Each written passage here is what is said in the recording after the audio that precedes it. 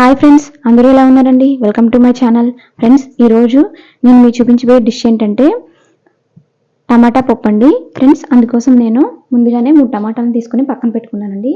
1 cup వరకు పప్పును వేసుకుంటున్నానండి. ఫ్రెండ్స్, ఇది ఒక 150 గ్రాముల వరకు ఉంటుందండి. ఈ 150 గ్రాములకి 3 టమాటాలు అయితే సరిపోతాయండి మనకి. ఫ్రెండ్స్, ఇప్పుడు టమాటా పప్పుని ఎలా ప్రిపేర్ చేసుకోవాలో చూద్దామండి. ఫ్రెండ్స్, ఈ టమాటా పప్పుని నేనైతే కుక్కర్లో ప్రిపేర్ చేస్తున్నానండి. అందుకోసం ముందుగానే స్టవ్ ఆన్ చేసేసుకొని కుక్కర్ని పెట్టేశాను.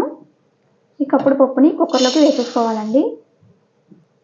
ఫ్రెండ్స్, ఈ పప్పుని కొంచెం ఫ్రై చేసుకోవాలి. మనకి పచ్చివాసన పోయే వరకు పప్పుని ఫ్రై చేసుకుంటే పప్పు అనేది రుచి బాగుంటుందండి.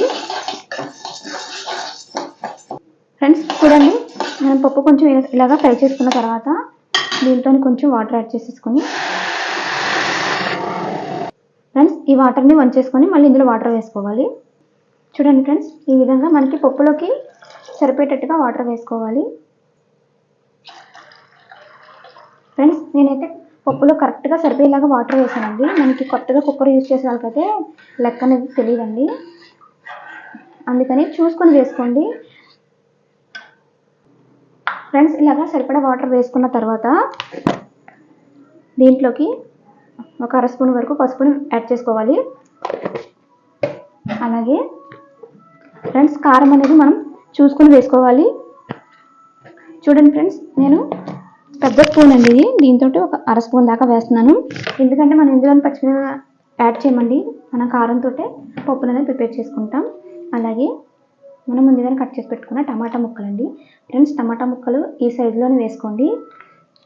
కొంచెం చిన్నగా కట్ చేసినా మనం పప్పు ఉడికేటప్పుడు టమాటా అనేది మెత్తగా అయిపోతుంది, దూదిలాగా బాగోదండి.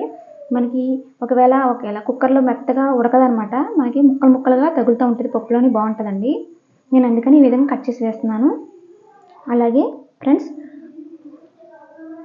హాఫ్ ఉల్లిపాయని ఇలాగా పొడుగా కట్ చేసుకొని వేసుకోండి.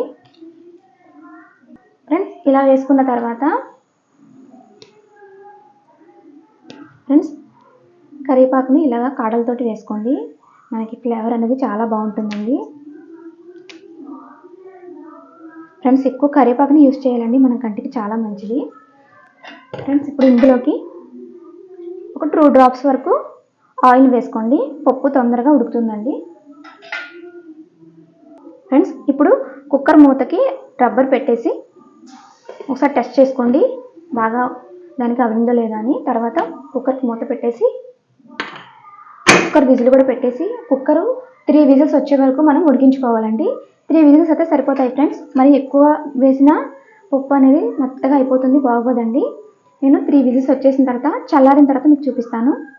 ఫ్రెండ్స్, కుక్కర్ విజిల్ వచ్చే లోపల మనం కొంచెం చింతపండుని తీసుకొని, ఫ్రెండ్స్ నేను 1 కప్పే కాబట్టి కొంచెమే తీసుకున్నానండి, మీరు పప్పు వేసుకున్న దాన్ని బట్టి చింతపండుని తీసుకోవాలి. తీసుకున్న తర్వాత దీన్ని ఒకసారి వాష్ చేసేసుకోవాలి. ఫ్రెండ్స్, చూడండి, ఇలా వాష్ చేసేసుకున్న చింతపండులోనికి కొంచెం వాటర్ వేసుకొని నానబెట్టేసుకొని ఉంచుకోవాలి.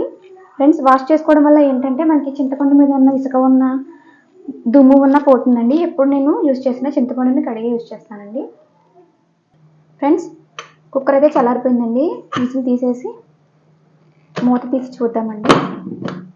చూడండి ఫ్రెండ్స్, పప్పు ఉడికిపోయింది. మనం 3 విజిల్స్ వేయించుకుంటే పప్పు ఉడికిపోతుంది. చూడండి ఫ్రెండ్స్, ఇలాగా పప్పు ఉడికిన తర్వాత దీంట్లోకి ఉప్పు వేసుకోవాలండి. నేను కల్లుప్పుని అయితే యూజ్ చేస్తున్నాను. వేసేసుకున్న తర్వాత ఒకసారి బాగా మెదిపేసుకోవాలి. ఫ్రెండ్స్, మనం పప్పు గుత్తితో ఏమీ అవసరం లేదండి, ఈ విధంగానే మనం గరిటెతోటే బాగా మెదిపేసుకోవాలి. ఫ్రెండ్స్, పప్పు గుత్తితో మెదుపుకుంటే మరీ మెత్తగా అయిపోతుందండి, అవసరం లేదు. ఈ విధంగా మెదిపేసుకున్న తర్వాత చింతపండుని మనం ముందుగా నానబెట్టుకున్నాం కదండి, దీన్ని చేతులతోటి ఈ విధంగా మెదిపేసుకొని గుజ్జుని తీసుకొని ఉంచుకోవాలి. ఫ్రెండ్స్, ఇప్పుడు ఈ చింతపండు రసాన్ని మనకి పప్పులోకి వేసుకోవాలి.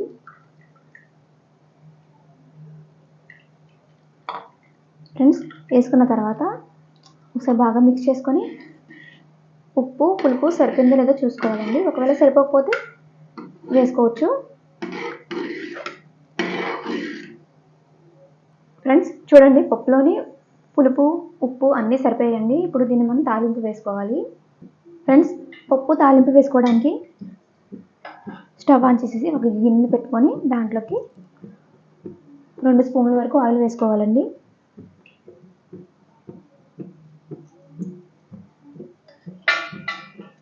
ఫ్రెండ్స్, ఆయిల్ కొంచెం హీట్ అయిన తర్వాత 5 వెల్లుల్లి రెమ్మల్ని ఈ విధంగా దంచుకొని వేసుకోవాలి.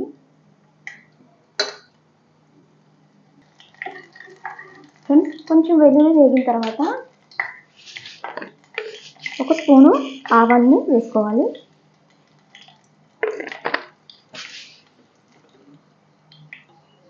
ఫ్రెండ్స్, ఆవాలు చిటపటలాడుతున్నాయండి. ఇప్పుడు 1 స్పూను జీలకర్రని యాడ్ చేసుకోవాలి. ఫ్రెండ్స్, 2 ఎండుమిర్చిని కూడా ఈ విధంగా కట్ చేసుకొని వేసుకోవాలి.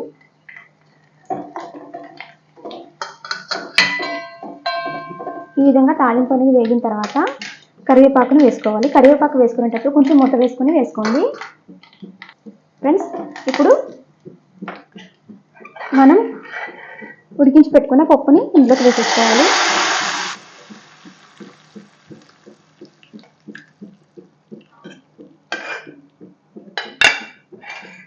ఫ్రెండ్స్, ఒకసారి బాగా కలిపేసుకొని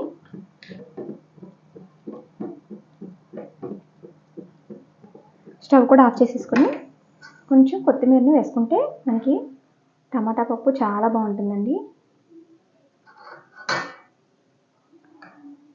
ఫ్రెండ్స్, టమాటా పప్పు అయితే రెడీ అయిపోయిందండి. నేను చేసిన ఈ టమాటా పప్పు కనుక మీకు నచ్చినట్లయితే మా ఛానల్ లైక్ చేయండి, షేర్ చేయండి, సబ్స్క్రైబ్ చేసుకోండి. Thank you friends.